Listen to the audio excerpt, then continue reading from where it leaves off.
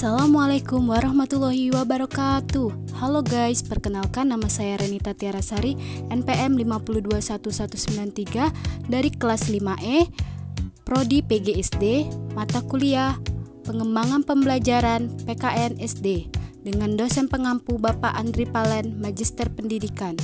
Baiklah teman-teman, nah di video kali ini saya akan menjelaskan video pembelajaran yang saya buat, tema 7, subtema 2, pembelajaran keempat pada muatan PPKN tentang unsur-unsur kebudayaan suku bangsa di Indonesia. Selukir di berbagai daerah dari berbagai suku, agama dan golongan penuh sukacita menyambut dan menyatukan proklamasi kemerdekaan. Semua bersatu padu dan lebur saling bahu-membahu melakukan perlawanan terhadap penjajahan.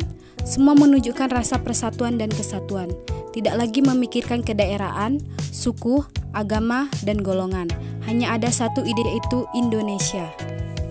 Lihatlah gambar ini. Tahukah kalian gambar apa ini?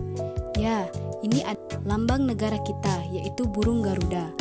Pada lambang negara kita terdapat kalimat Bhinneka Tunggal Ika, yang berarti meskipun berbeda-beda tetapi tetap satu jua. Semboyan itulah kemudian yang mengikat keberagaman bangsa menjadi satu kesatuan.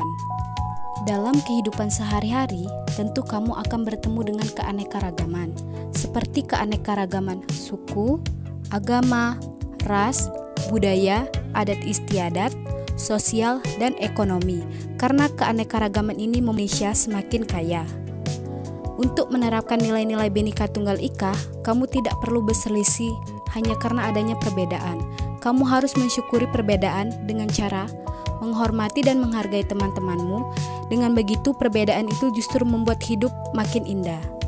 Berikut ini adalah beberapa cara untuk menghargai keragaman yang ada. Yang pertama yaitu menghargai keberagaman agama.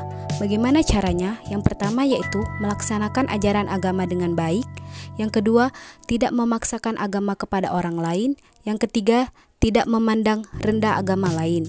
Yang kedua yaitu menghormati keberagaman suku. Bagaimana caranya? Yang pertama yaitu menerima suku lain dalam pergaulan sehari-hari. Dua, menambah pengetahuan tentang suku-suku di Indonesia. Yang ketiga, tidak menganggap suku sendiri yang paling unggul. Yang ketiga yaitu menghormati keberagaman sosial budaya. Yang pertama yaitu melestarikan seni pertunjukan tradisional. Yang kedua, menghargai hasil kebudayaan suku lain. Yang ketiga, menghormati kelompok lain yang menjalankan adat istiadatnya. Nah, jika ini dijalankan dalam kehidupan kita sehari-hari, maka kita akan semakin damai dan juga rukun. Berbagai peristiwa dalam usaha pembentukan negara kesatuan Indonesia yang merdeka dan berdaulat telah menunjukkan arti pentingnya persatuan dan kesatuan bangsa Indonesia.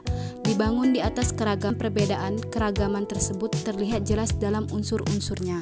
Nah, apa saja ya unsur-unsur budaya tersebut? Unsur-unsur budaya tersebut adalah yang pertama religi, kepercayaan terhadap agama yang diakui di Indonesia, yaitu Islam, Kristen, Katolik, Hindu, Buddha, dan Konghucu. Yang kedua, unsur mata pencarian. Keragaman alam di Indonesia menyebabkan mata pencarian masyarakat juga beragam. Contohnya, sebagai penduduk Indonesia menjadi petani karena memang tanahnya subur. Orang-orang yang tinggal di tepi sungai atau pantai mengendalikan perikanan sebagai mata pencariannya. Lalu, ada pula yang menjadi pedagang, peternak, pekerja jasa, atau mata pencarian lainnya. Yang ketiga yaitu unsur teknologi dan peralatan. Teknologi yang sejak zaman dahulu seperti teknologi dan peralatan senjata, wadah, alat angkut, tempat berlindung atau rumah, alat pembuatan makanan dan minuman, serta pakaian. Yang keempat yaitu kesenian. Hampir semua suku bangsa di Indonesia memiliki kesenian yang menjadi ciri khasnya. Kesenian pun di dua kelompok, yaitu kesenian yang dapat dinikmati oleh mata.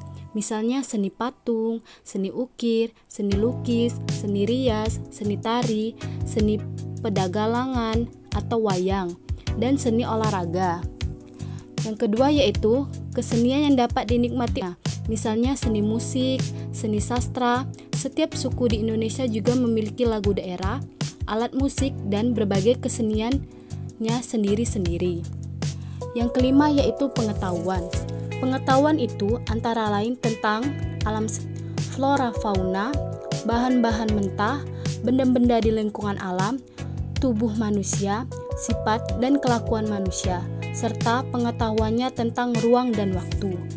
Misalnya, pengetahuan tentang berbagai jenis tanaman dan ramuan obat tradisional.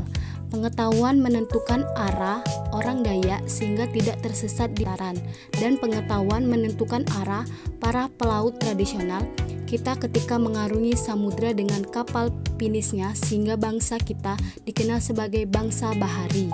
Yang keenam yaitu unsur sistem kemasyarakatan. Sistem kemasyarakatan adalah pola hidup yang menjadi kebiasaan suatu masyarakat.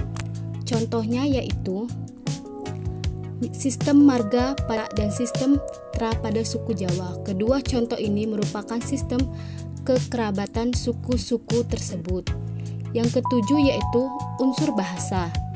Setiap suku bahasa mempunyai alat komunikasi tersendiri yang terkadang hanya dimengerti oleh suku itu sendiri.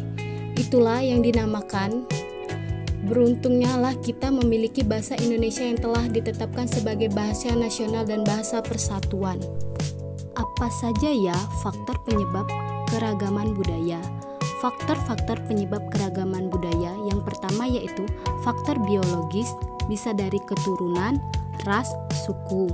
Yang kedua faktor geografis, yaitu keadaan alam. Yang ketiga faktor historis, sejarah atau sejarah di masa lampau. Yang keempat faktor keterbukaan terhadap pihak luar. Faktor-faktor inilah yang menyebabkan Indonesia memiliki banyaknya keragaman budaya. Mungkin itu saja video materi pembelajaran dari saya. Jika ada salah-salah kata saya mohon maaf. Saya akhiri. Wassalamualaikum warahmatullahi wabarakatuh.